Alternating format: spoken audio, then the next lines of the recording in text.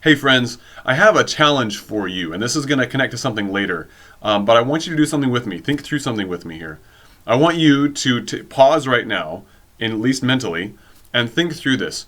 Think of a time when you were not a good shepherd, okay? Think of a time when you failed to encourage someone when they needed it, or you were impatient.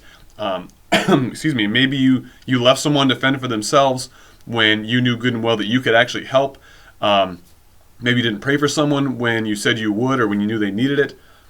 Think of a time when you were a bad shepherd, maybe with someone in your family or a coworker or in person, online, and maybe in the last couple of days, something more recent is going to be easier for you to analyze. Now analyze that situation. Think through it. What went wrong? Why didn't you help? Or why were you impatient? Why were you short with that person? Why were you unkind or silent when you needed to have spoken? What led you to make that wrong choice or to avoid making the right choice, which is the same thing? Were you responding to something that person did or didn't do? Were you just distracted by something else or someone else from doing the right thing?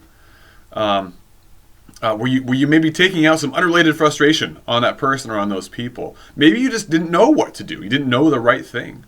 What was it? Analyze it in your mind. I have a situation in my mind, something I did yesterday, that I've analyzed, I've thought through, I know why I did it, I know where I went wrong, the places, plural, that I went wrong.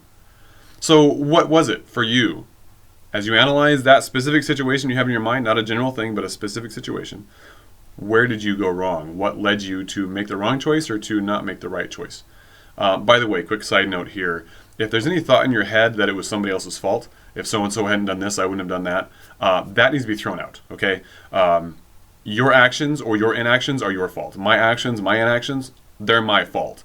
Okay, so whatever you have in your mind, if there's any element of, well, it's so-and-so's fault, throw that out, focus on the rest, and figure out what went wrong in you, in your heart. How did you make the wrong choice? Now, do you have a clear picture? Have you analyzed that in your mind? I hope you have. Hope you can go through this with me. Or maybe you will continue on after this video is over. Now ask yourself, what should have happened? How could you have been a good shepherd in that situation? What should you have done or what should you have not done? How could you, faced with a similar situation in the future, make the right choice next time? How could you be a good shepherd in that situation? And I want you to keep these things in mind, the specific situation, what went wrong, and how it could have gone right instead.